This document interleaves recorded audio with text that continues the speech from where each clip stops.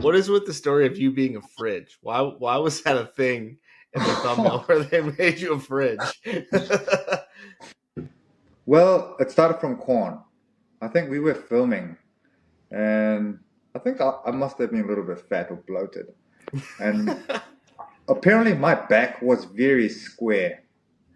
So he just called me, "You look like those one of those single fridge." And then as soon as the boys heard that, they just repeatedly non-stop saying that word.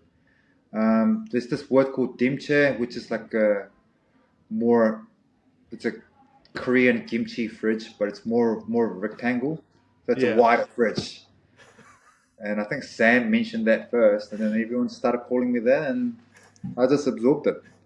I don't like it at the start, but when people recognize me from outside, they just call me, "Hey, fridge, hey, dimche," and I just accepted it now.